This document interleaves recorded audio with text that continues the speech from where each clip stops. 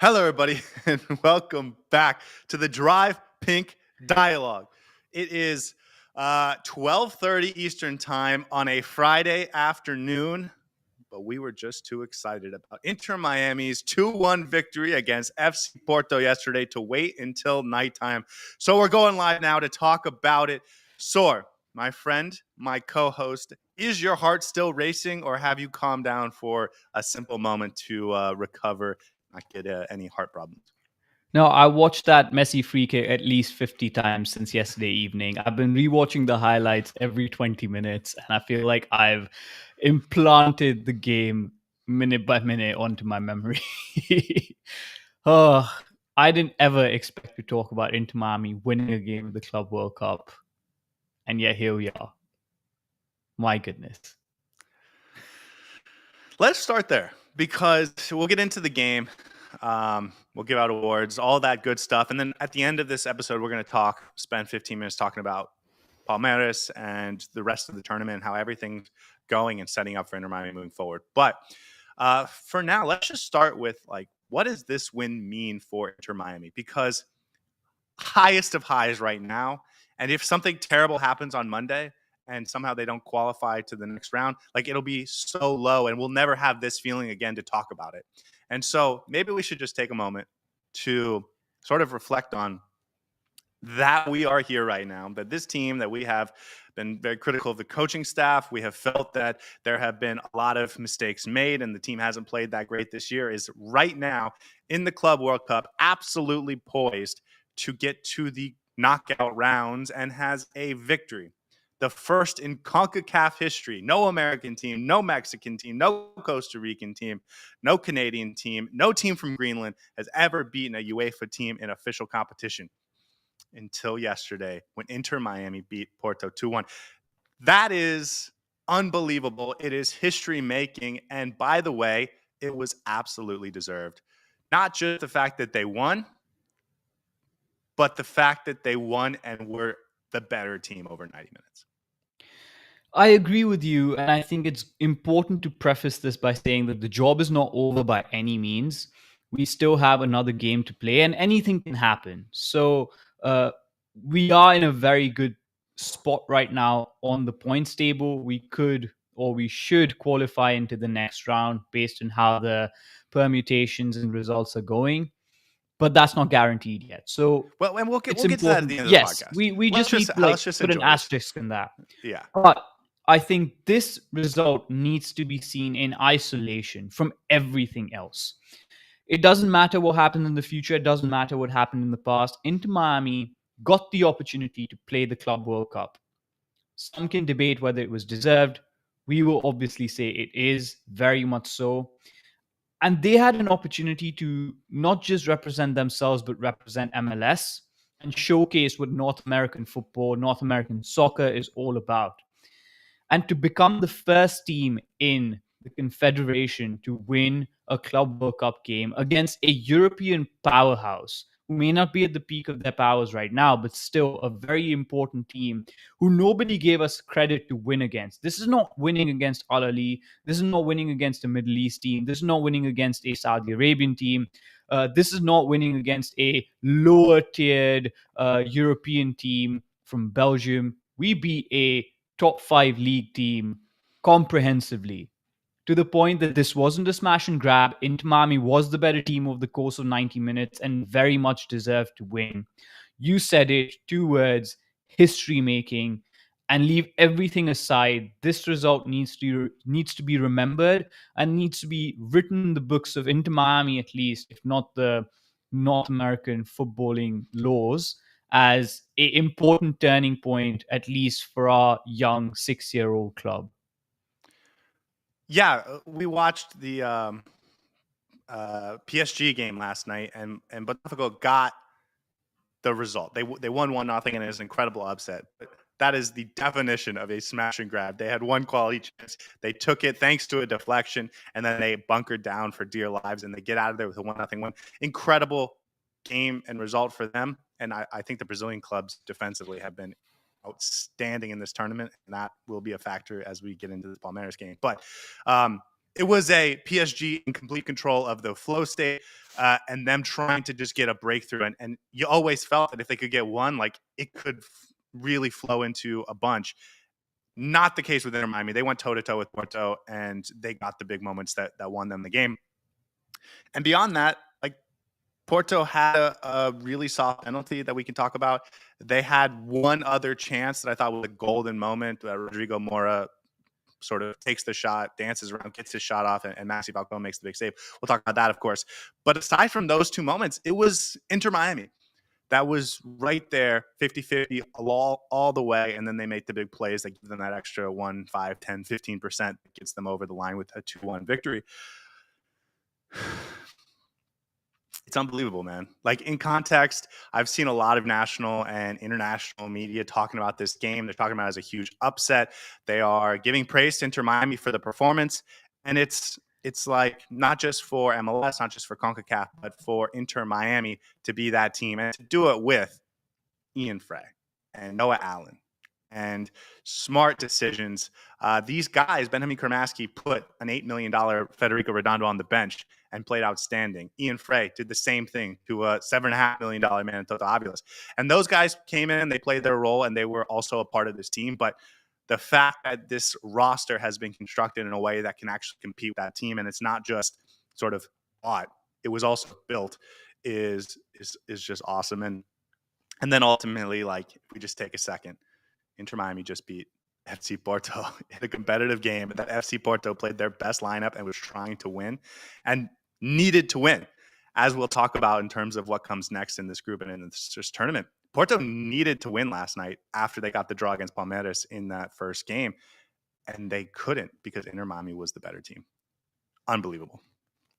And there's just so much context to this. But first, I just want to say every Inter Miami fan, if anyone tells you not to get carried away by this result or not to treat this result as historically important for our club, don't listen to them, because this is a turning point. This is that one little marker, that checkbox that your club is always going to be the first North American club to win at the Club World Cup, to beat a Portuguese team, a European team.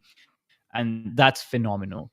All the context with which we came into this tournament, there was so much negativity surrounding the club. I listened to a few analysts after the game who were talking about how Inter Miami was playing really poorly, to the point that they looked in shambles defensively, always making errors in the MLS, not getting the results. And we obviously, we had hope that our team could perform up to the standards that we'd set ourselves, but we were never in good form. So for this club to go into this tournament with a couple of injuries as well, important key injuries to players that can change games, and yet just go there and be like, listen, what's happened in the last few weeks, we're going to keep that behind us. This is a new tournament. We're going to take the game to the opposition. We're not just going to sit back, be the underdogs that we've been touted to be, not just going to absorb pressure, but we're going to try and play our own game. And to do that and to win the game over the course of 90 minutes and to put on two really good performances over the course of 180 minutes, first against Al Ahly, then against Porto, I think speaks volumes to the mentality of the players on the pitch, the young players on the pitch, the coaching staff, how they set ourselves up, and obviously the leaders at the top, which is Messi, Suarez, Busquets, Jordi Alba, just rallying the troops and getting us across the line in this game. Whatever happens here on, we'll always have this game as a memorable moment in Inter Miami's history. Did Inter Miami become the biggest club in MLS last night, prestige-wise? And I think this is, listen, people have said this is the biggest win in Inter Miami history, whatever. Like, there's a lot of ways that you can sort of frame this in a generic way. But I think, to me, the most interesting way is, did Inter Miami just become the most prestigious club in the MLS? The only competitors, I think, are the LA Galaxy, who have won 5 trophies, MLS Cups, and have done a lot of the historic winning. LAFC is on this stage as well. They have a must-win game against Esperance de Tunis later today, this afternoon. But They got their chance to play Chelsea and they couldn't get it done. Inter Miami gets their European challenge and they get it done. And so, from a prestige perspective, I understand trophies matter. But what I'm talking about is when we go to South America to recruit the next Gregory, or we go to get the next Ricky Puig, is it Inter Miami that they come to because that's the biggest club, or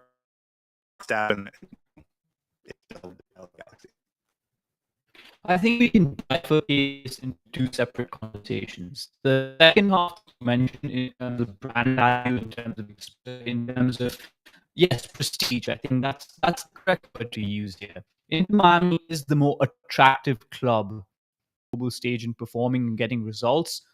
We are the face of the MLS right now. So in that sense, absolutely. I think Inter Miami right now is the most prestigious club in the MLS. The other part of the conversation will be about the legacy, which you've already touched upon, the trophies and all of that. I think there's a little bit more work to do in that case for Inter Miami. And I think we're on the right track towards building a foundation and winning trophies and having those stars on our jerseys. But right now, I think in the way this team has developed, with everything going on for us, with Lionel Messi leading from the front and Inter Miami making those results count on the biggest stage, makes us the most attractive and most prestigious club in the MLS right now. And that's, I think, absolutely true. Here's what I want to add, because listen, we talked about the historicity of what happened yesterday. First team from CONCACAF to ever beat a UEFA club in competitive competition. LAFC has 5 trophies, but they can't say that. And so maybe we are actually getting to a point where if it's not there yet, we're much closer. Does Inter Miami need 1 MLS Cup to match that prestige of LAFC? Do they need 2? I don't think they need 5, because as great as David Beckham was, his brand is associated with Inter Miami just as much as is with the Galaxy. Zlatan, like, they've had stars, but they've never had a Messi. They've never won against a UEFA competition in a competitive match. So, interesting conversation. We probably could talk about it for 40 more minutes, but instead, let's get to this game. There was a couple lineup changes, and I think we both were pretty comfortable with them. The 2 real changes were Kremaski in and Redondo out, and Toto Avilas out, which moves Ian Fray to center back, and Chelo Weigandt comes in at right back. We saw that in the second half of the Al Ahly game, and it looked much better. And then Kremaski coming in, I thought, because we both thought because of the way this game is going to play out, that made a lot of sense. But Inter Miami gets what I would consider a gut punch early. 5th minute, Noah Allen taps the toe of João Mario. He falls down looking for a call. The referee kind of laughs at him, but the VAR upstairs says, "Oh no, that's a penalty where I come from." It's given a penalty after a VAR review, and Samu converts. I will give Oscar Ustari credit for guessing right. It was a really nice penalty, well-taken penalty, hard, low, in the corner, very difficult to stop. So Samu gets the early goal, and I was thinking, I had so much confidence that Inter Miami could go toe-to-toe with these guys, but if it's just one of those days where everything goes against you, it could just not be Inter Miami's day, and then we don't talk about the historicity of all of this. But instead, Inter Miami puffs up their chest, and Noah Allen puffs up his chest, and Ian Fray gives him a little hug, and they say, "Let's go play." It's incredible, because I think what you just said about Ian Fray giving him a hug is a testament to the young players' mentality on this squad. And I referenced his interview prior to the game as well, where Ian Fray said, "We're confident we can win this game." They genuinely believed they could win this game. And that's why they weren't afraid. There was no fear, even when we went down 1-0. And that, for me, was the most special part about this game, that Inter Miami was dealt a blow very early on. Mike Tyson used to say, all plans go out of the window when you get punched in the face. Inter Miami was punched in the face, and this could have easily been a game where Inter Miami crumbles and concedes multiple goals and doesn't show up just because at the start it didn't go their way. But we pulled our socks up. We decided this is not going to be the way this game is defined. The penalty decision is not going to be what we're going to talk about. And instead, they decided to turn the result around, continue to play with the game plan that they had in mind, continue to be confident on the ball, take the game to Porto. And we know what the result eventually was. But a very difficult start to the game, and I think a testament to the mentality that these players have, that they were ready to battle even after going down 1-0. Soft penalty, you agree? Very soft, very soft. Very Yeah. soft. Yeah. Okay. Listen, Inter Miami, then they created their chances. There's a nice moment in the 19th minute where Messi, threads the needle and gets a ball to Suarez, and Suarez isn't able to beat the goalkeeper. Nice play by Claudio Ramos. You would have hoped Suarez could do better, but it was like a sign that there's going to be opportunities in this game for Inter Miami. Benjamin Kramaski had a chance in the 35th minute, another save by Claudio Ramos. The last 6 minutes of the first half were the most dangerous, I thought, for Inter Miami. 39th minute, Rodrigo Mora has that moment where he's dribbling in the box and all our defenders are desperately going to make a sliding tackle and they're going to ground, and he's just patiently dribbling. Finally finds his shot, peeks at Ustari, sees where he is, directs the shot to a spot Ustari would have had no chance to save it, except Maxi Falcone is right there on the line, heads it away. Not the first time Maxi Falcone has absolutely saved us with that exact play. And we'll talk about Maxi Falcone later, I'm sure. But huge play, keeps Inter Miami in it. And just like in that first game with the penalty save by Ustari, there was a dramatic, huge, game-saving moment from a defender that keeps Inter Miami in this game. Such good presence from his part. I think Maxi Falcone does this on a regular basis where he just covers the bases and just makes sure the lines are drawn well. And I think he saved it a couple of lines off the line before as well. Yeah. So wasn't surprised when he did that. But I think Inter Miami's game plan was good. We were much more compact compared to Al Ahly. We closed down the middle of the park really well. With Benjamin Kramaski in there harassing the Porto players in the middle, I thought we were doing a good job. But Porto also, I think, took an opportunity of the wide spaces really well. They were the dangerous opportunities that they came with, the penalty that we conceded, all came from the wide channels. Even Rodrigo Mora was cutting in eventually centrally, but started off the wide areas. So it wasn't like Inter Miami was completely scot-free and everything was working in our favor. We had to work hard. We had to work really hard.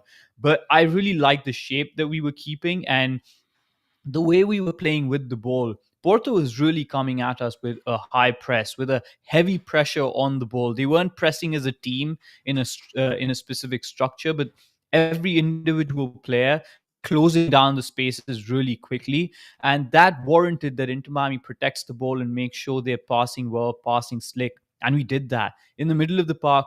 Ian Fray started off from the back, but in the middle, Sergio Busquets, Segovia, Kramaski, the 1-2s between them, using the spaces to occupy the right areas and making yourselves available. I thought a lot of that looked really well. What was lacking was the final third penetration. I thought Messi was trying a little bit hard to break down the lines. We had a couple of instances where players were running in behind and had the opportunity to get in behind the defense of Porto, but it was few and far between and not really clear-cut opportunities, a few half chances here and there. Couple of really good opportunities. I don't know if you've mentioned already, was when we played from the wide channels, and there was one where it came from Noah Allen from out wide. Luis Suarez dummied it. Kramaski got the ball and then shot it, but it was saved by the goalkeeper. So we were doing good things. It was still half and half, I think 50-50. Porto was also playing really well. So we had to be sure that we were playing well, both going forward and defending and not leaving unnecessary spaces like we did against Al Ahly. I want to break away just for a second because Miami King has a really good comment about Inter Miami's new signings. Vice Rosa had a good question earlier. I want to get back to those questions at the end of our at the end of our schedule because I think there's some really interesting things to talk about there. And then CFW says, any word on injuries? As far as we know, Chelo Weigandt should be fine moving forward. Ian Fray, Javier Mascherano mentioned that he thought it was cramps. I've never seen cramps in a groin before, but I guess it's possible. And that they would look into it more, but he was hoping it was just cramps. So that's good. And I didn't see anything about Jordi Alba, but he finished the game and he looked fine by the end. So I think from an injury perspective about the guys that got hurt last night, we should be fine. I meant to talk about this at the beginning, but I got excited about what this all meant. So anyway, there was one other moment in the first half. Alan Varela takes a shot from outside the box. It hits the post, but Ustari dives for it, and it bounces off the back of Ustari. And there's another world where that just sort of casually dribbles in. And it would have been another really unfortunate moment for Inter Miami. But Oscar Ustari just calmly, coolly feels it hit his back, turns around, just picks it up, and we're all good. And that was sort of the end of the danger, I thought, from Porto. Getting into the second half, it was all Inter Miami to start, just like we saw in that first game. Right away, 47th minute. Tadeo Allende sort of dribbles at his defender. He gets a tap off to Chelo Weigandt, making that overlapping run. Chelo puts a ball into a dangerous area. Talasco Segovia runs onto it and smashes it into that top right corner. We have talked so much about taking advantage of your opportunities. And we saw Porto have a couple chances that they couldn't convert. We saw PSG have a bunch of chances last night that they couldn't convert. We have seen this so much throughout this tournament. LAFC has had that. Seattle's had that, where you get a half chance, but you either put it weakly at the goalkeeper and they make a nice save, or you miss the target by a yard and a half. And this was the moment for Inter Miami to convert and win this game. He puts it in the back of the net. So I want to give Segovia an incredible amount of credit for not just putting that on target, but putting on a great shot that put Inter Miami on even footing for this game. That was spicy. The way it was constructed, I think Chelo and Allende, I was screaming for that combination on the right-hand side to work a little bit more, to put those balls into the box from the wide channels. And that's exactly what Allende and Chelo Weigandt did. Weigandt with a great ball, by the way. I thought that was really well placed, away from the body, slightly away from the goal, not too central. And then Segovia just positioning himself and then making that run in to make sure he gets to the ball first. Brilliant shot. I thought that was superb construction of the goal and fantastic shot by Segovia. No chance the goalkeeper saves that. Yeah. And that's I guess what we meant when we kept saying you have to be good enough to beat the goalkeeper. You can't just put it on frame. They're not going to give you any freebies. And Segovia took the message and actually finished with a clinical nature that we've seen a couple times from him, but it was so important for this game. And then the next big moment, 51st minute, there's a free kick from deep for Messi, and he puts it just wide. But I thought that was important because a minute and a half later, he gets another opportunity from closer up. No, that was a warm up. He gets an opportunity to run up, feel the grass, feel how it feels on his feet, feel how the ball is going to move, and see how the goalkeeper is going to react. And the fact that he got another free kick from same angle, just much closer up, a minute and a half later, I thought it really prepped him for that second one. And oh my God, man. I'll just be honest. When it happened in real time, you called me. You FaceTimed me. And you've never done this before, by the way, just for the record. He's never called me or FaceTimed me during the game. And I was staring at Saur's face, and we were like, oh my God, what just happened? That was crazy. While all the replays were going, and so when we were doing the instant reaction last night, I hadn't seen it too many times. I've seen it 1,000 times since. It's an unbelievable free kick. It hits the side netting. Absolutely nothing Claudio Ramos could have done about it. I mean, it was perfect. And we talked about in the pregame show, Messi has to have those 6 inches of perfection to make it happen. If that's 6 inches wider, it hits the post. Instead, he nails it into that side netting. Unbelievable free kick. And Inter Miami goes up 2-1 in the 53rd minute. And it was routine because he does that on a regular basis. So everyone almost expected it to be a shot that would at least test the goalkeeper. And lo and behold, he did one better, got the goal. I'm just glad that the organizers got a snapshot of a Messi goal. And now they can use that for their advertising because that's what they wanted. But oh my goodness, what a fantastic flick. No complaints from my side. Nothing Claudio Ramos could. Beautiful. Yeah, Miami King nails it. It was the side that Claudio Ramos was prepared to go to, and he still beat him. Just an incredible free kick. Uh, and I thought that was the last really meaningful moment of the game because Inter Miami did such a good job for the next 20 minutes, sort of just playing possession casually, calmly, didn't really give up any chances to Porto. And then in the last 20 minutes, they had to make some substitutions. They shut it down. They sit deep and they keep Porto away from any real opportunities. The best one I thought they had was an 81st minute header by Samu, who he puts it wide. But aside from that, there weren't really clear-cut opportunities. Inter Miami did a phenomenal job. The discipline, the concentration defensively was off the charts from everyone. Even Luis Suarez and Messi are starting to track back a little bit to make sure that at the very least they're a body in the way to make things difficult. Unbelievable game for Inter Miami. Very professional second half. You go out there early, get the goal, take the game to Porto, keep making chances. Even when it's 1-1, you don't just sit back, absorb pressure, don't allow Porto to get involved in the game. You get that second goal, and then that's when I'm a little bit worried that Porto is going to stop waking up now. But Inter Miami did so well, so professional. Structure was fantastic, defensively solid, and every single opportunity that Porto had, an Inter Miami player was there to either defend it, either block the shot, or just close down the space. Nothing clear cut other than a couple of headers maybe here and there. But overall, fantastic way to round out the game. And honestly, I thought Inter Miami was going to win as soon as that goal went in, and it was 2-1. I thought we knew exactly what we wanted to do, and we had Porto's number for the 90 minutes. So I didn't see any threat from Porto. It was nerve-wracking, obviously, because you don't want to concede a goal and then all those emotions go rushing out, but we played so well. Fantastic game. I think for a moment, I was thinking there was a third goal in it for us. Yeah. And I would have been right on my prediction. So I was going for that. But also, it would have made us feel a lot more secure in the last 25 minutes of the game. Either way, really, really good performance from Inter Miami. 2 minutes on Porto because we'll never see them or play them again. Rodrigo Mora is the real deal, but we knew exactly how to stop him.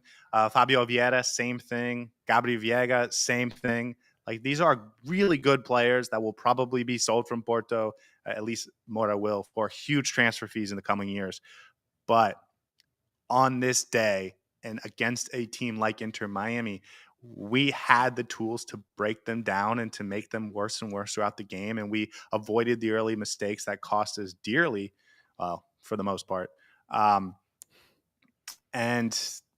this Inter Miami team just like shut him down. And even Samu, who's a giant, like we shut him down. This Porto team has a lot of threats. Don't get me wrong. Just because of last night's performance doesn't mean they're a team that will just give a point away that easily.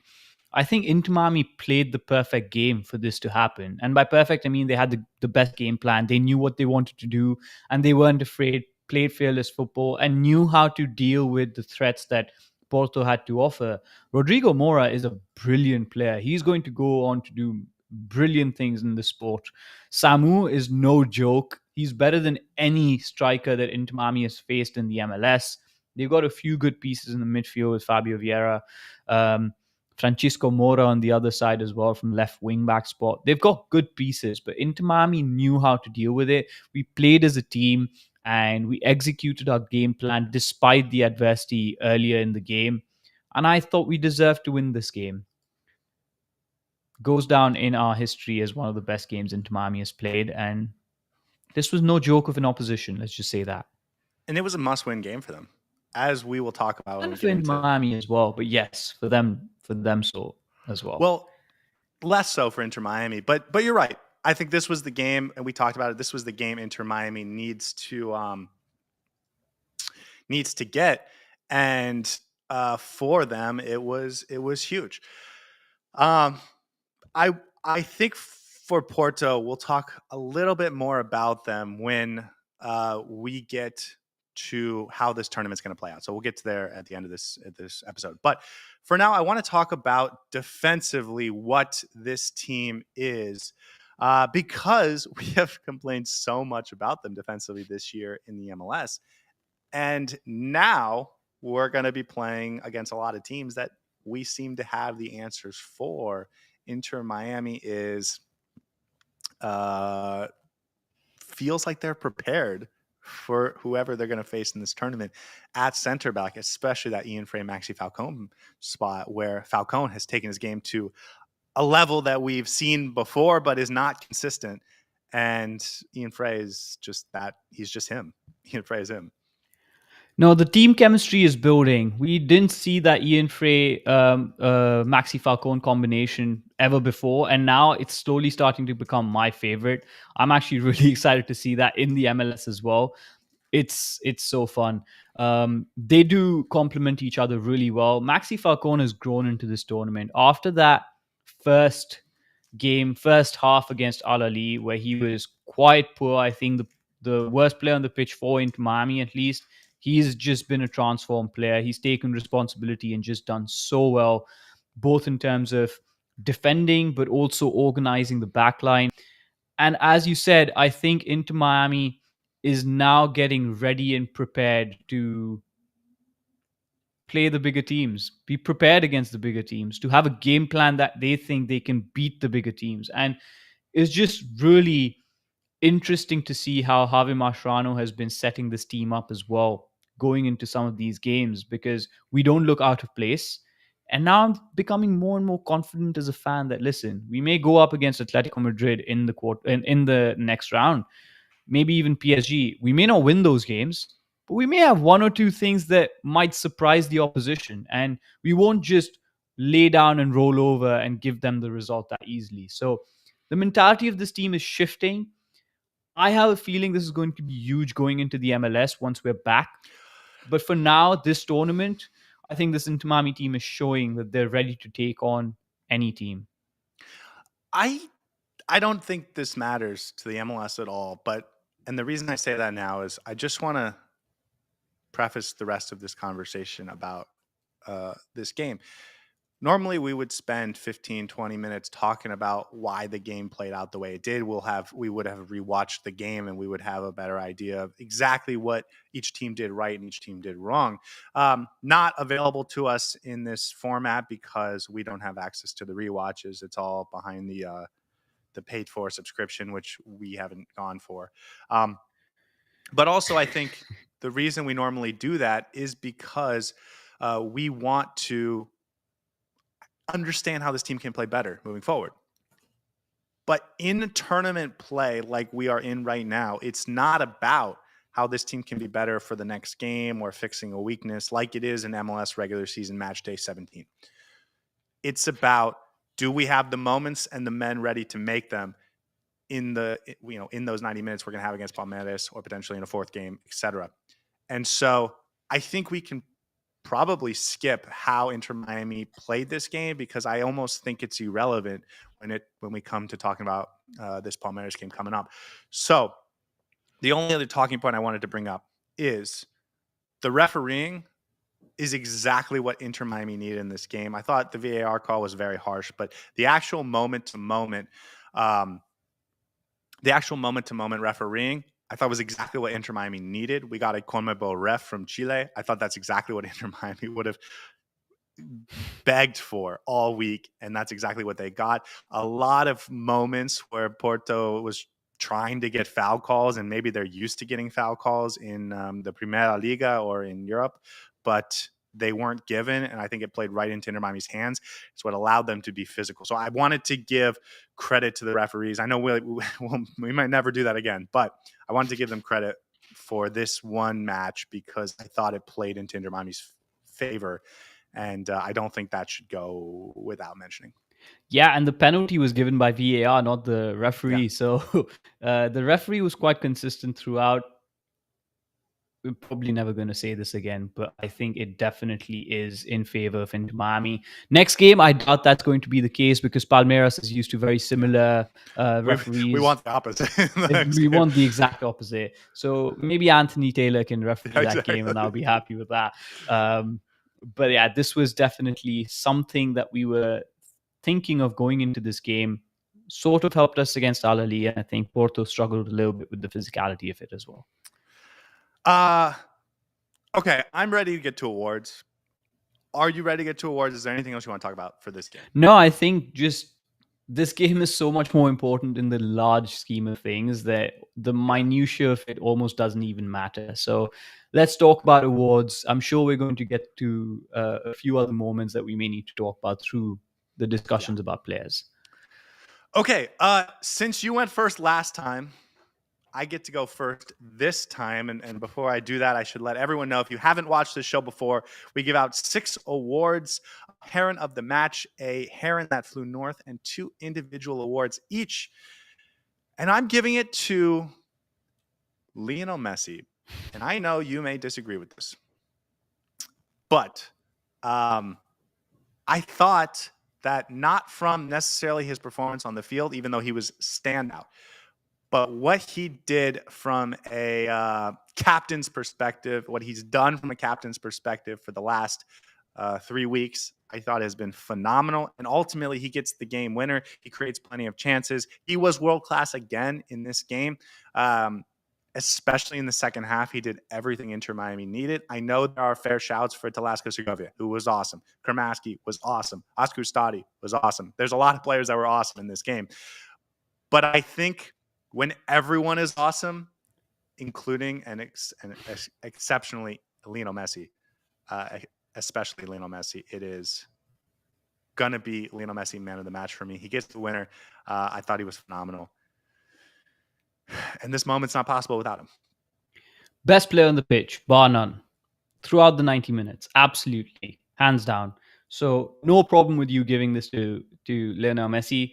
But I think we need to start discussing the prospect of having an award that we have other than that's the why we Messi got of all the the match other awards, award. man. Yeah, I know, but still, it feels like of the last 5 awards that we've given, 4 of them have gone to Messi. So I understand it's unfair on the other players. I thought Segovia would be my choice just because of that logic, because he was just as impactful in getting that goal and the way he played in the midfield. But completely agree with you. There's nothing we can say. It's a game of margins, and into Miami having Lionel Messi just makes us fall on the right side of the margin and gives us that extra 6 inches, as you would say, to make sure that Inter Miami can get that result, get the 3 points. Yesterday, I feel like the game might have ended 1-1 if Lionel Messi hadn't scored that free kick. Yeah. And that made all the difference in the world. He stepped up and he was so precise in the most pressure moment. And that's why you have to applaud him and give him man of the match. So completely agree with you. Aside from just that, the desire from him, the frustration we didn't get a win in that first game, he's so locked in. It's so fun to see. He's dribbling through and around guys. I thought he's played exactly the way Inter Miami's needed him to play in these first 2 games. And if that continues, I'm so ready to step on the field with anyone. And I think Inter Miami can continue this momentum and continue to put in good performances as long as their captain is sort of up for it. I wanted to give him credit again because I think this is, from a mentality perspective, from a leadership perspective, the absolute best we've ever seen him in this past 3-week period. Last 5 games, you mentioned he got 4 man of the matches. He's deserved them because not just of what he's done on the field, but I think what he's done as a leader. And so I want to keep recognizing that. Yeah, and there were moments where you could see he was struggling to get that final ball in. He was just trying to get the measure of how to beat this Porto backline, and he was getting closer and closer and closer. And then I think that free kick right before the goal that he scored was a test of how he's going to measure up. And in the next free kick that he got from much closer range, he just banged it straight in. So overall, I think he's just been phenomenal in these last 2 games. His mentality has been a complete game changer for Inter Miami, and he's leading from the front on the pitch. And it's so good to see, because last season, for large chunks, he was missing because he was at international duty or he was injured. And we were like, okay, who's going to rally us? But when he's on this Inter Miami squad and when he's playing, we're world apart. Yeah, Tunde mentions when we were in the Leagues Cup, I think maybe that was his best time from a sort of on-field production standpoint. But again, what I think he's done from turning this team into a team that's really struggling when he's been available to what they are in this very moment, I think is just incredible. Okay, second award, Heron That Flew North. And for those that don't know, this is the award given to the player doing the wrong thing. Florida Herons don't fly north for the winter. They don't fly anywhere for the winter. So if you catch one flying north, you catch one doing the wrong thing. And in that vein, Saur, who gets this game's Heron That Flew North? I'm going to give this award to Tadeo Allende for putting in a largely invisible performance. I don't think he did much in this game, was largely anonymous, did not get involved in attacks the way I would have liked him to be. Yes, he got the pre-assist for the MLS fans watching for the goal that Segovia scored. But I think he needed to do more in terms of offering verticality, stretching the pitch out a little bit more, and just taking on the player on the right-hand side. He didn't do enough of that. He didn't get on the ball enough times. He was losing the ball in dangerous positions at times, having bad touches here and there. And I thought he needed to do more in this game, especially given that players in and around him like Ian Fray, Segovia, Benjamin Kramaski had all stepped up and were having a phenomenal game. He felt like one player who was just a step behind everyone else. So for me, it was Tadeo Allende. I think, and we talked about this in the pregame, I think him having a nice game was part of the game plan for Inter Miami. They went to him a number of times in that first half, and he bobbled it, had a bad first touch. 5-6 times in that first half, really was off the mark. I was like thinking about taking him off at halftime, if I'm being honest, because it was so poor. And the way they fixed that is by not giving him the ball in the second half. And then he was just able to do his running and distractions and defensive work. I know that. But like, I think the game plan was to use him in a real way. And it felt like every time they got him the ball, he kicked it 4 yards in front of him. And, it just became a turnover. Really poor touch. And I know he doesn't have sort of like silky smooth touch, but this I thought was a level beyond that. So, listen, it didn't cost Inter Miami the game, but it was poor. I know, and it's slightly annoying because I thought this was a game that he could have actually gotten involved. There were moments where players like Suarez was making runs in behind at times where he didn't have the legs to get to the balls, but there were spaces in behind. Kramaski had a couple of good runs as well. I didn't see Allende making any of those runs, and I thought maybe the 4-3-3 structure that we were playing in or the 4-3-1-2 structure that we were playing in didn't necessarily help him because he was forced to play slightly more centrally. I don't know. It just seemed a lot more anonymous and did not affect the game the same way. Alternative could have been Suarez, but I think we know exactly what we're getting from Suarez at this point, and I think Tadeo Allende was a little bit more to blame in terms of lack of quality from the front line. Yeah, 100% agree. Okay, my first award is going to be an easy one for you to guess. It's the Hot Sauce Award. It's the Hot Sauce Award. This one's going to go to Telasco Segovia. I have a thought about him, and I want to get to it in a second, but we mentioned it, and we'll talk about his performance first. Could have been man of the match. The goal, and we stayed on this longer than any other moment, was exactly what Inter Miami needed. It's exactly what Inter Miami is going to continue to need in this tournament if they want to keep going. Just unbelievable. And this whole game, especially in the first half, I thought as an outlet, not turning the ball over, bodying off some of these Porto players, and a level of physicality from him that we don't normally see from him in the MLS, he was able to put on display in this game. I want to get to my other thought in a second, but I will let you talk about him for a second. No, I think even more than the goal, the way that he played this game, he's growing into his own in that midfield. And I really hope that Javier Mascherano doesn't push him back out wide once he has the players available to him, because this is a player in the middle, probably the most impactful player among the young players that we have on this squad. His ability to just take the ball at his feet and pass it around, receive it, give it back, receive it, give it back. He plays and connects so well with Messi, with Busquets, finds the right pockets to occupy, and just makes things flow so well. He's not a creator as such, but he just makes things tick and allows the other players around him to do their job and their responsibility so much better. And then the added value of that goal. He had so much IQ to just occupy the right space because Kramaski was there as well in the middle, and Kramaski was unable to get to the ball. Segovia didn't occupy the same line as Kramaski. He decided to be slightly further back just in case the ball fell in that area. And he ran into the right spot, got rid of his defender, and then got to the ball first, smashing shot straight into the corner.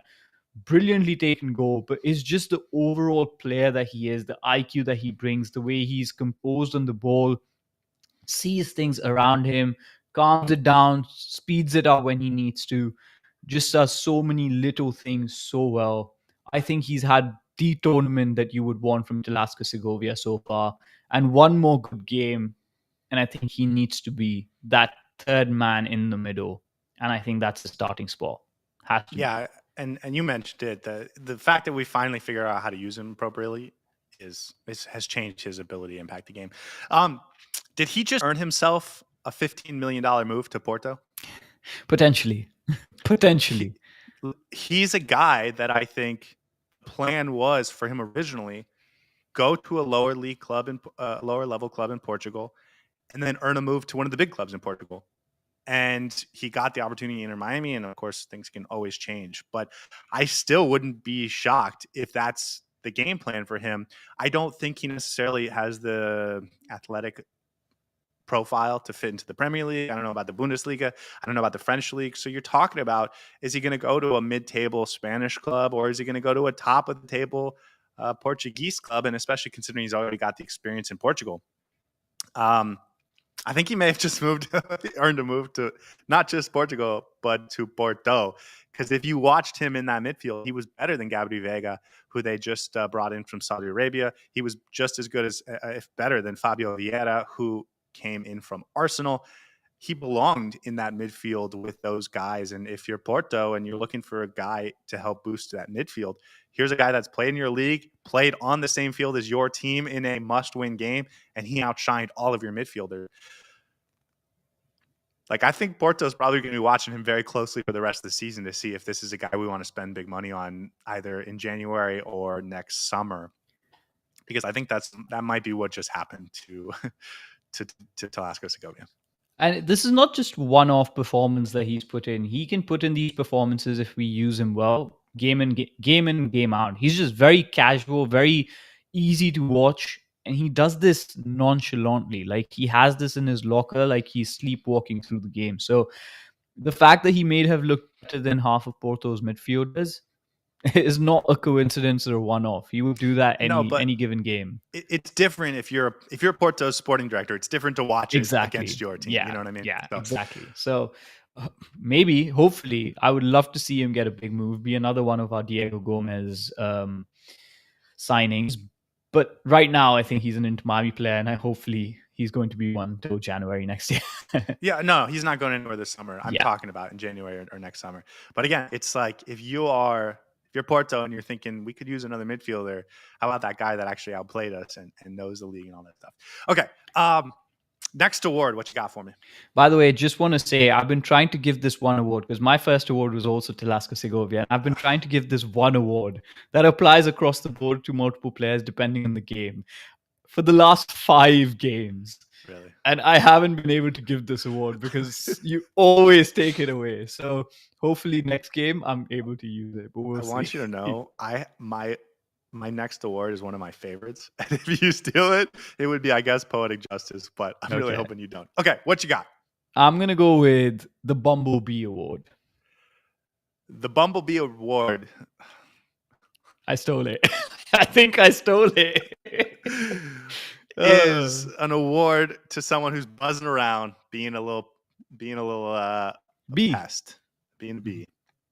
It's Benjamin Kramaski.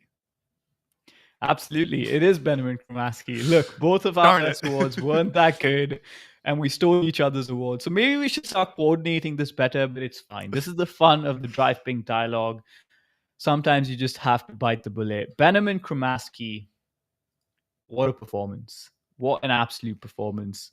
He heralded his rival on the big stage with this game.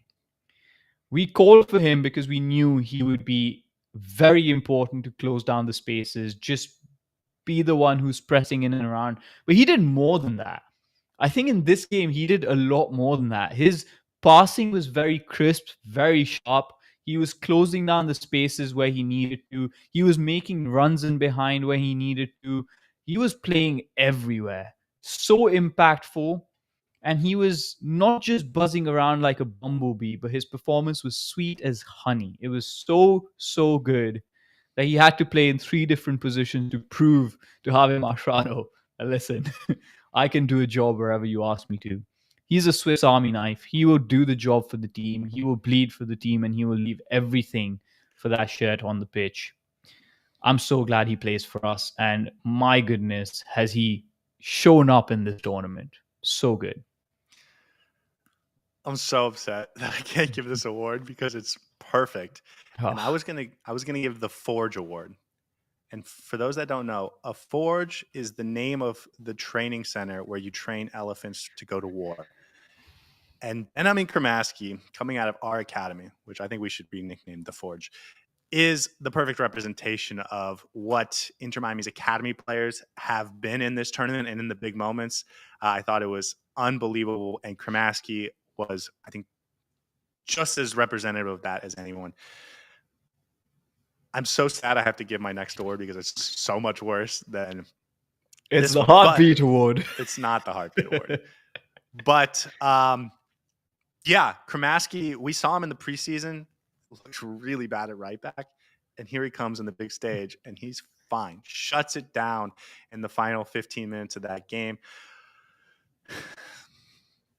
I don't know what else to say, man. He's a warrior. He's a champion. And anyone that I think has been down on this player over the last 2 years, I think has missed the point of who he is, because he hasn't been allowed to play his best position during the Lionel Messi era, because that's Lionel Messi's job.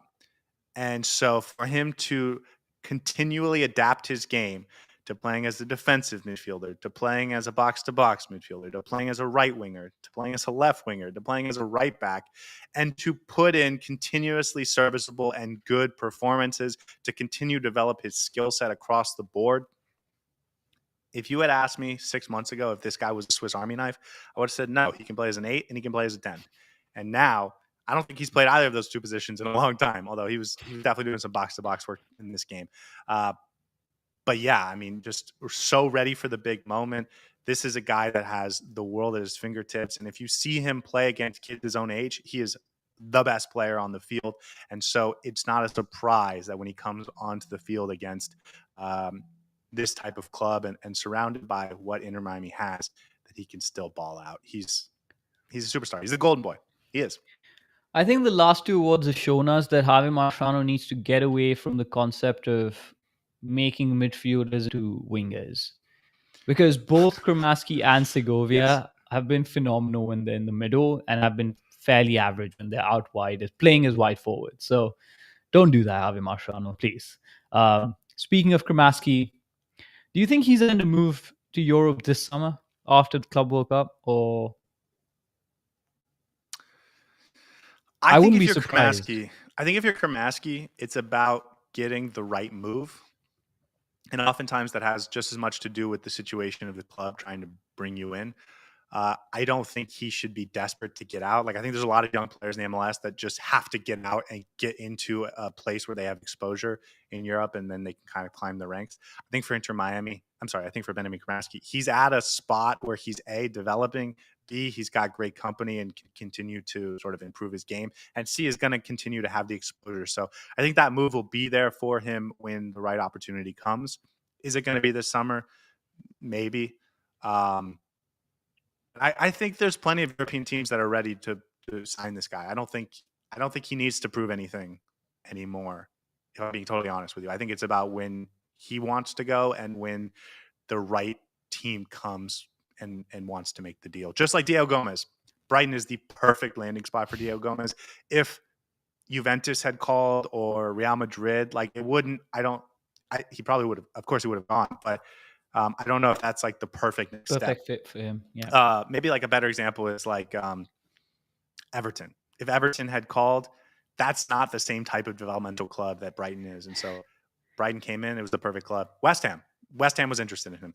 I think Kramaski is the same thing. You can now wait until you get the right move. Yeah, I agree. Okay, my second final worst award is the Manny Pacquiao Award. The Manny Pacquiao Award, Sergio Busquets. I don't even need to explain it. Old man in a young man's football. Oh, it's Chelo Weigandt because why? He was out. Well, A, very similar size to Manny Pacquiao. B, he was out there throwing metaphorical punches with the hip checks, with the shoulder bumps, making it very difficult. He was doing exactly what we said he needed to do. That moment where he goes and stands over, I believe it was Fabio Vieira in the box and is like, welcome to our world, bro. Yeah. Welcome to our game. This is what you wanted. This is what you're getting. And that's exactly what Inter Miami needed from Chelo Weigandt, and he delivered. And I thought he deserved an award. He was throwing punches like Pacquiao in a metaphorical sense. He was out there being very physical, and it helped Inter Miami win this game. And he showed his butt to the world, so, you know. Yeah, he did. 2 back-to-back performances that have been very solid and honestly borderline man of the match performances, because he's first game he came on against Al Ahly, and I thought he was transformative for the defense, both in terms of what he did for Ian Fray and putting him in centre back and then right back wise as well. And then this game had to go up against Rodrigo Mora. That kid had a few moments where he had the better of Chelo Weigandt, but didn't give up. Did not allow any of their 10s to play those interchangeable passes that they love to play. Bullied some of the Porto players and was not deterred by Samu either, able to go up against him. Phenomenal. Another one of those players that I think I may not always want to be part of the team depending on who we play, but I'm starting to respect more and more just because the way he plays he leaves his all out there.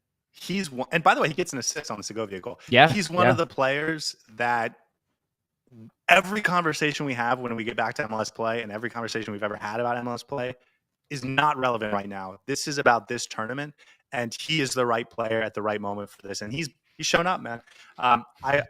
He deserves a tremendous amount of credit. The phrase "he left it all out on the field" came to mind, and then it made me giggle because of exactly what he left out on the field. But he did. Absolutely deserving an award, and you said it. Just really, really impressive performance. All right, the last award that I want to give is the Cargo Pants Award. The Cargo Pants Award goes to Sergio Busquets because he has a tool for every situation in some pocket across the lower half of his body. I thought he had a great game too. So, yeah, great job. No, you only said that because I guessed Sergio Busquets, and you thought I was going to give him an award, but no, this is Sergio Busquets. Cargo pants require you or allow you the opportunity to have multiple different pockets. And guess who needed cargo pants for this game? Other than Chelo Weigandt. Because Chelo Weigandt was shown to the whole world. It was Ian effing Fray. Because he needed to pocket a fair few players in that front line. And that's why he needed multiple pockets. He pocketed Samu in one of them. He pocketed Gomorra in one of them. He pocketed Fabio Vieira in another one of them. And then Gabriel Vega. You have been very skeptical about Ian Fray's ability to play centre back compared to some of the other options that we have. In this tournament, he's proving us all wrong. He's just so smooth, calm, composed, ready. Within the first 20 minutes, he had a couple of moments where the Porto players were on him and they were pressing the ball. They were trying to get Inter Miami to turn over. And I was like, Ian Fray is like a little bit under pressure in the corner of the pitch. And if he loses the ball here, this could be an opportunity. No sweat. One turn here, another turn there, opened up his body, made it the most comfortable for him to pass straight into Busquets. And I was like, why did I even doubt him? Not just his ball-playing ability, though. I think his physicality was really commendable in this game. His positioning was great. We often talked about how he's going to need to develop minutes at centre-back to be able to become a good centre-back, because that's a position that you get experience in. And the more you play that, the better you get. he's getting up there, man. If he can play if he can play centre back more often and put in the same performances, I wouldn't even mind him being our starting centre back. I think that's a far off conversation, but for this game, he was phenomenal. Yeah, again, I'm so locked into this tournament that he's starting for me at center back against Palmeiras. Whatever that means moving forward, I don't, whatever.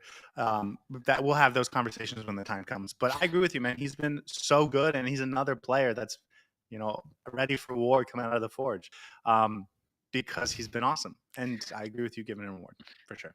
Yeah.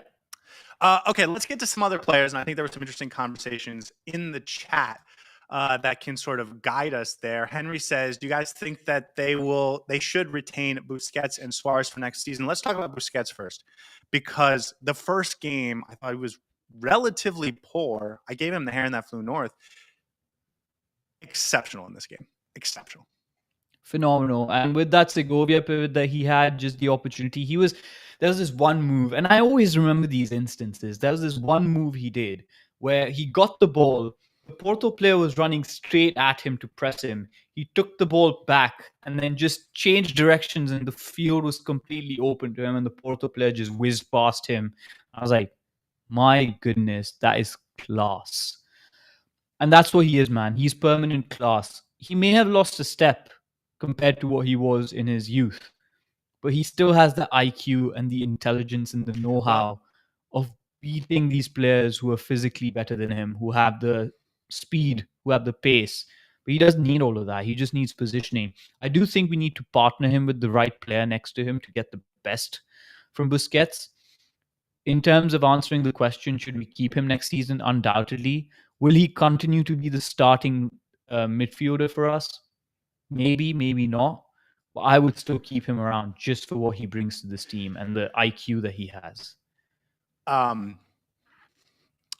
First of all, Busquets was never like a pacey player. He's always beaten guys with his prowess on the ball, and that's not changed. So it doesn't surprise me that he's aged incredibly gracefully. He's on the DP contract. I think the reason they're going to sort of delay a re-signing and conversations with him moving forward is because I think depending on the rest of the season plays out, they're going to want to see, do we want to keep him on a DP contract? Do we want to get him on a lower level max TAM type deal? So, and that is a level of complication that I think is tough. But I think Inter Miami is absolutely going to want to have this guy back, and it's a matter of, does he want to keep playing, and also what does the contract look like? But I think that's something that's going to happen in November, December, not now. And the two sides will sort of know, but in terms of actual progress, we're going to have to wait a little while. And then there was another one about Suarez. There was a lot of talk about Suarez, and Tunde, I think, puts it interesting. I think that's the issue when we said Suarez is what he is. We can't be giving Suarez a pass by saying we know exactly what we're getting when we don't, when do we care when he cost us the MLS Cup? This is the Club World Cup. This is a World Cup. And when you have Luis Suarez, he's going to play 90 minutes every single game. And so I'm happy to go back to microanalyzing his performances when we get back to the MLS. But for this tournament, unless he's like exceptionally poor, like he's gonna play all 90 minutes because he has the chance to give you that one magic moment, and he's gonna keep playing. So I don't know if there's much of a conversation to talk about with Suarez, if I'm being honest, especially from this game. I will say though, at this point, with the way his performances have been this season and there's no sign of improving, I don't know what the future holds for him. We can have that conversation after this tournament, but just wanted to put that out in terms of moving forward next year, totally, we can have that conversation later. But for right now, I'm just locked into this tournament. Yeah. We talked about Segovia. Maxi Falcone, exceptional in this game. The moment that he saved a ball off the line was incredible. Noah Allen, I thought, really played well defensively, so well that they couldn't take him off of that left back position because he was locking down that left side of the field. The penalty didn't bother him at all. And then Oscar Ustari, I thought, had another nice game. Absolutely. I think I wanted to give Maxi Falcone an award, but I wanted to mix it up a little bit this time because we gave him an award last time. Thought he was one of the best players on the pitch, who was not Lionel Messi. And then Oscar Ustari again had, I think, a really good game. A couple of really good saves, kept us in it, almost saved that penalty. No, Alan, just going about his business as usual. Nowhere does it seem that some of these young players are scared by the occasion or blinded by the lights, and that's so heartening to see. The other thing, Redondo and Aviles, who are on a yellow card from the first game, do not get a yellow card. No one gets a yellow card in this game, which, again, talking about the referee really helping Inter Miami out. Those two players don't get a yellow card in this game, which means they're going to be available for Palmeiras, which is huge. Henry says, and he's calling us out a little bit, Saur, Miami's second in the group, well on their way to getting through the group. Last game, I asked you at the very end, and listen, I think you've been generally positive about this Inter Miami team, so I don't want to go overboard here, but you did say, and I pressed you on this, do you think Inter Miami's going to get out of the group? And you said they have a chance, and I pressed you, and you said, no, I don't think so. How you feeling now, man? Oh, so much better. So much better. If someone told me or given me the cheat notes and said they're going to perform like that against Porto, I would have changed my answer. No, going into this game, I think in the pre-game show as well, after doing a lot of research on Porto, my thought was they're beatable. They're very much beatable, and Inter Miami can actually win this game. So I don't want to make any excuses going into this. There was a chance Inter Miami could win, but it was a slim chance. We've done the job now, so I'm very happy with that. I have no qualms about taking back my words or eating my own words and biting my tongue. I didn't think Inter Miami was going to get out of the group stage in this tournament. Yes, they may have had some really good performances, but I didn't expect us to do this well. Lo and behold, Inter Miami just shows up and phenomenal for us. And I have no concerns about being wrong in this situation. Miami King says Mascherano complained that there were no new signings for Inter Miami and don't know what the front office can do. I think this tournament, being the inaugural edition, has taught us so much. And I want to start moving the conversation towards bigger picture stuff. A lot of teams really bulked up for this tournament. And I think a lot of teams didn't. And the MLS teams were one of them, where maybe they brought in players in the last transfer window in like January because they wanted to make sure they were ready for this tournament. But this 10-day window they didn't take advantage of. Now that we've seen how the tournament plays out, now that we see MLS clubs are ultra competitive, and by the way, 25 out of the 32 clubs are really competitive, I don't think that's ever going to happen again. I think these teams are going to be trying to fill their holes in that 10-day window moving forward.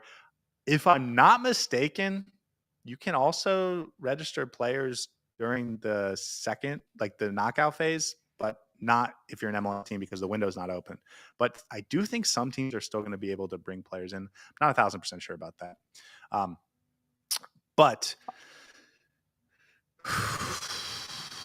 I think it is a little frustrating we don't have a winger.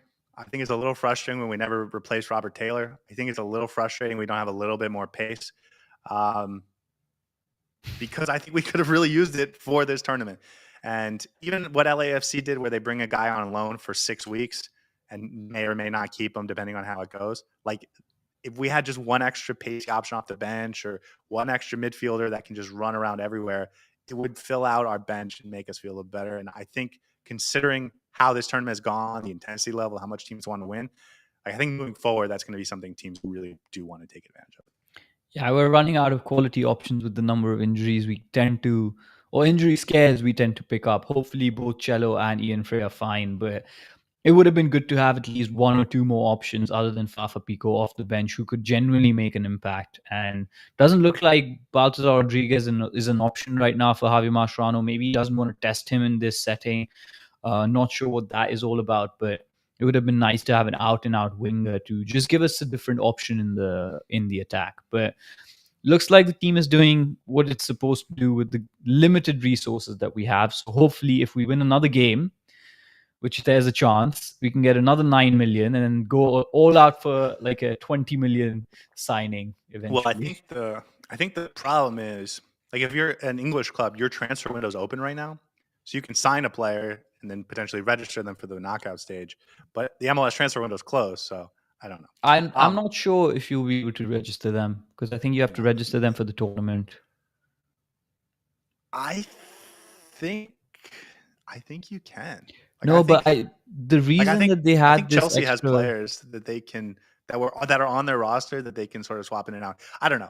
I don't want to get bogged down in that Yeah. because that's not the point, because it's not going to affect Inter Miami. Vice versa, and we'll get this quickly. I want to ask you both, if we win this competition, would this make this season a success? I think if Inter Miami wins this competition, the whole world should call it soccer for the next 4 years. As someone who's adamantly been against calling it soccer, I'll give you 1 year. Not 4, 1. Okay. I'll I'll give you take 1 year. until some other team wins the actual World Cup. I can accept that. Okay, fine. Okay, let's talk state of play, because as we found out during the live stream yesterday, Inter Miami is in an incredible position to qualify for the knockout rounds. The first tiebreaker is head-to-head. Palmeiras is on 4 points. Inter Miami is on 4 points. Palmeiras has the head-to-head win against Al Ahly. Inter Miami has the head-to-head win against Porto, which means Porto cannot eliminate Inter Miami regardless of what happens in the fourth game. The only way Porto goes through is if it's Porto and Inter Miami. The same is true with Al Ahly. Al Ahly can only go through if it's Palmeiras and Al Ahly. So if Inter Miami wins, they top the group. Done deal. And then depending on what happens with Porto and Al Ahly, it'll be between Palmeiras and Porto. If Inter Miami draws, it will be Palmeiras and Inter Miami. Palmeiras gets the first spot. Inter Miami gets the second spot because they will have drawn head-to-head, and Palmeiras has a slightly better goal differential. Even if Inter Miami loses, they're still in a great spot because a Porto victory sends Inter Miami through as the second seed. If Porto gets a draw, they'll go through based on points. Even if Al Ahly wins, they have to overcome a goal differential, which Inter Miami currently has at +3. Now, if Al Ahly wins and Inter Miami loses, like, the goal differential will sort of narrow up, and so it will be close. But basically, there's a very narrow path to Inter Miami not getting through to the knockout stages. Inter Miami feels really good about it. I feel really good about it. And now it comes down to seeding. Let's start with our group. We're getting through, I think. I mean, if at this point, let's just put it this way. If we don't get through, it's going to take a mountain for the world to change between now and Monday. And something would have gone drastically wrong. Let's just put it that way. Al Ahly absolutely destroys Porto, and Inter Miami gets absolutely destroyed by Palmeiras. That would have had to happen. Two goal losses. Yeah. 2 goals each would be like 2 goal differentials each would see Al Ahly through. But do you think Al Ahly is going to beat Porto based on what we've seen? I don't think so. I think Porto is going to come out. Let me remind everyone, those 2 games, Inter Miami Palmeiras and Porto Al Ahly, will be played at the same exact time, and all 4 teams are alive. So Porto has a chance to get through to the next round. They're not eliminated. They're not going to, play their kids. They're going to be going for not just 3 points, but they need a goal differential that will see them through over Palmeiras. We talked about the Al Ahly Inter Miami difference. Palmeiras has a 3-goal advantage on Porto. So if Porto does want to get through, they'll need Inter Miami to beat Palmeiras, but they'll also have to score a bunch of goals in order to overcome the goal differential. So, whatever you think of Porto and Al Ahly, both teams are going to be gunning not just for a victory, but a substantial victory to help overcome a goal differential, which means they might just play each other into a 4-4 draw, and that could be good for both us and Palmeiras. But either way, I think there's a very good chance Inter Miami sees it through into the next round, which brings us to the next point. Do we want to be first or second? We have assumed that Paris Saint-Germain will win Group B and would be the team who plays the second place team from our group. Now, as Tunde says, the real question is if PSG finishes second in Group B, which is going to be before Inter Miami's Palmeiras game. Do we go for the win to try and win the group and then play PSG in the second round? There's a chance PSG is not top of the group, and we will know that answer by the time of kickoff Monday night. How are you feeling about it? I don't really care. Hold on. Can we agree that PSG is the most dangerous team. Absolutely. I think there's a certain romanticism in Messi playing against PSG. Yeah. I don't think we win that game by any means. Hey, you give me Yannick Bright, we can start talking. Maybe, yeah. It's going to be very hard for us to win that game. But I would love to play PSG. I don't really mind. Playing Botafogo in itself has its positives because that's a game that we can generally go and win. And that could take us to the quarterfinals, which in itself is a whole new territory because nobody thought we'd be playing that game. So there's positives and negatives to both. I, as a fan, do not really mind. I think against Palmeiras, you have to be pragmatic. Don't go all out trying to get a win, obviously. Play the way you would normally approach this game, in the sense that play your game, stick to your plan. No need to be ultra conservative, and try to be competitive with Palmeiras and see how it goes. If you need to lock down that game, lock down that game. So I don't know if I said this. PSG lost last night 1-0 to Botafogo. That's really giving me trouble these days because I've heard it pronounced 4 different ways. The Group B situation is really interesting. I still think PSG is the favorite to go through, and I think there's a real chance that Botafogo gets eliminated in this last game if they lose to Atletico Madrid. I think they're probably going home. It'll depend on goal differential, but if they lose, like I think they could go home. If they get a draw or a win, they win the group, regardless of what happens with PSG and Seattle. Obviously, if Seattle wins against PSG, we're having a different conversation. Can you imagine a Seattle versus Inter Miami game? Well, if that happens, I really do want to play PSG because then I think we have a great chance. But I think if we play Botafogo, we have a real chance to get through that. And then we're talking about Inter Miami potentially being in the quarterfinals, and we're thinking this is amazing. This is unbelievable. And then at that point, you're going to play the best teams in the world anyway. So who cares? Yeah. I think it's been really fun to watch Gregory play around, and I would love to answer who's better, Yannick Bright or Gregory in that game, because I think that would be a lot of fun. I think Inter Miami just has to go try and win against Palmeiras and make sure they get a draw, worst case scenario, because then all that being said, realistically, who do you think we play? I'm just worried about Palmeiras right now. I don't. I'm ready to hype. Right answer. Trick question. Right answer. Exactly. There was one other thing I wanted to talk about before we wrapped this conversation up, but while I'm trying to remember what that was, how are you feeling about the tournament in general? I'm enjoying this, man. It's been really fun. I love the fact that some of these teams just do not care about labels, just do not care about rankings, about which federation is better, which country is better. They're just going out there, putting on a show. And the matchup that we've never seen before is happening every single game. It's a stylistic change in matchups. It's different teams playing against each other. This is unique. It's incredibly fun. And I think moving forward in the next edition, some of these European teams will start taking this a little bit more seriously because there's been a lot of surprising results. Taking it seriously. Yes, but I think they'll take it even more seriously in the sense that they want to start winning this even more, because right now they may have come in with the complacency. Like I don't want to give them that excuse. I don't want to give them that excuse. They're playing their best lineups. Yeah. This guy, this Porto team, they knew they had to win, and they were going to face incredible embarrassment, which I'm sure they're facing. They are likely eliminated. They have a very good chance of being eliminated in the group stage because they couldn't beat Inter Miami, which I'm sure all their fans thought was going to be an easy 3-0 victory. They saw what it's like firsthand. And by the way, they're not the only ones. There has been a lot of teams, up and including PSG, although PSG played like the better team. I don't want to take that away from them.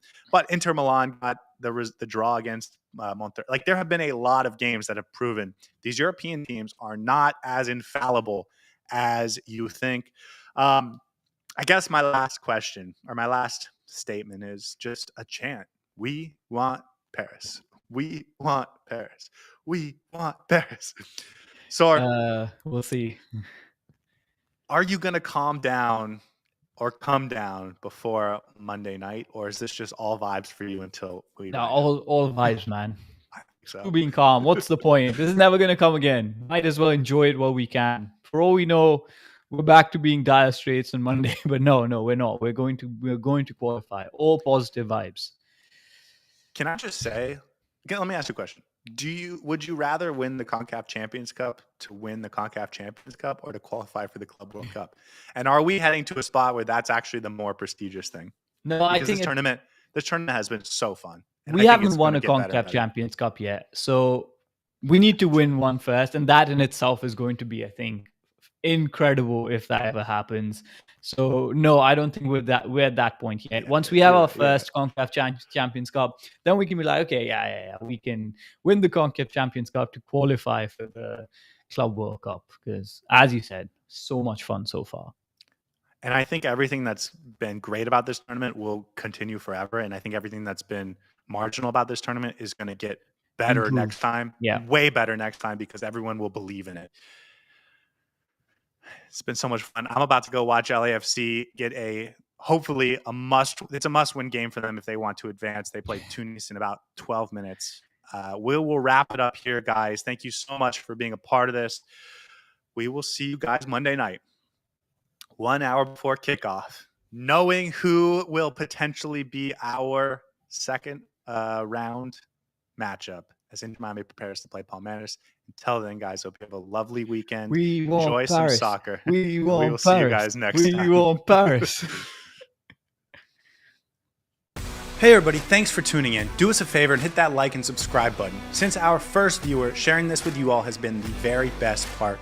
So from the beginning until the end, thank you for being a part of this, and have a wonderful day.